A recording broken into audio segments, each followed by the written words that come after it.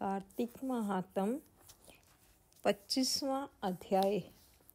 दैत्य गुरु शुक्राचार्य ने राजा बलि को बोने ब्रह्मचारी रूप में भगवान के आने का कारण बतलाते हुए कहा, हे राजा बलि, तुम्हारा राज्य प्राप्त करने के लिए ही अदिति के गर्भ से जन्म लेकर भगवान विष्णु स्वयं इस रूप में तुम्हारे यज्ञ में आए हैं। दान के रूप में कुछ भी मत देना, वरना चले जाओगे। इसके उत्तर में बलि ने कहा, हे गुरुदेव, आप मुझे अधर्म का उपदेश क्यों देते हैं? घर आए याचक को दान न देना अधर्माचरण नहीं तो और क्या है? यदि विष्णु भगवान स्वयं याचक बनकर मेरे द्वार पर आए हैं तो इससे बढ़कर मेरे लिए सौभाग्य की और क्या बात हो सकती है। मैं जितने यज्ञ आदि करता हूँ वे सभी भगवान विष्णु को प्रसन्न करने के लिए करता हूँ। अतः वटुक रूप में वे जो कुछ मांगेंगे मैं अवश्य दूंगा। शुक्राचार्य और बलि में अभी वार्ता चल ही रही थी कि वामन भगवान राजा बलि के यज्ञ मंडप में आ गए। बलि ने अर्घ्य आदि देकर उनका यथोचित आदर सत्कार किया, फिर हाथ जोड़कर बोला, हे नाथ, आपके दर्शन पाकर मैं कृतार्थ हो गया। अब आज्ञा दीजिए कि मैं आपकी क्या सेवा करूं। तब भगवान ने कहा, हे राजन, तप करने के लिए हमको 3 पग भूमि चाहिए। यह सुनकर राजा बलि ने हंसकर कहा, हे बटुक, तुमने यह क्या मांगा? कुछ धन, ग्राम, शहर, हाथी तथा घोड़े आदि मांगे होते। यह सुनकर वामन भगवान बोले, हे दैत्यराज, मुझे किसी प्रकार का प्रलोभन नहीं है। मुझे तो तप के लिए केवल 3 पग भूमि ही चाहिए। हे राजन, यह पृथ्वी सदैव किसी के पास नहीं रहती। सारी पृथ्वी को भोगने वाले मानधाता जैसे राजा आज कहाँ हैं? अतः मुझे अधिक लोभ नहीं, मात्र 3 पग भूमि ही चाहिए। चंचल लक्ष्मी को यज्ञ और दान आदि में लगाकर तुम्हारी तरह से जो अपना मार्ग सुधारते हैं वे धन्य हैं। भूमि दान से उत्तम ना कोई दान हुआ है, ना कोई आगे होगा। अतः हे दानवीर राजा, मुझे मात्र 3 पग भूमि दे दीजिए। भगवान विष्णु ने राजा बलि को समझाते हुए आगे कहा, हे राजा बलि, इस संबंध में मैं तुम्हें एक प्राचीन इतिहास सुनाता हूँ। ध्यान पूर्वक सुनो। पहले ब्रह्मा कल्प में भद्रमती नाम का एक दरिद्र ब्राह्मण था।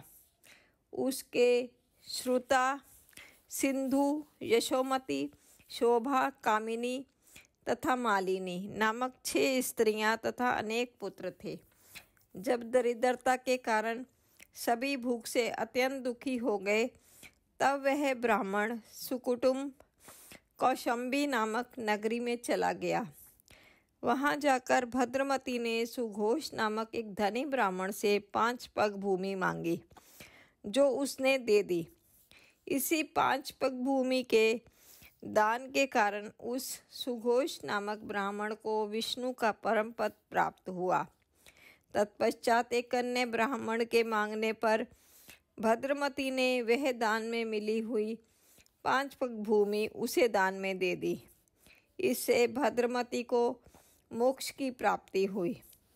इसी कारण कहता हूँ कि हे राजन, मुझे भी 3 पग भूमि दे दो, जिससे उसे किसी को देकर मैं भी मोक्ष का साधन प्राप्त कर सकूं। वामन भगवान के द्वारा प्रेरित करने पर राजा बलि गंगा सागर अर्थात टूटी वाला लोटा लेकर भूमि का संकल्प करने को तैयार हो गया। तब शुक्राचार्य जी तपोबल से अपना सूक्ष्म रूप बनाकर राजा बलि को संकल्प करने से रोकने के लिए गंगा सागर की टूटी में जल रोककर बैठ गए।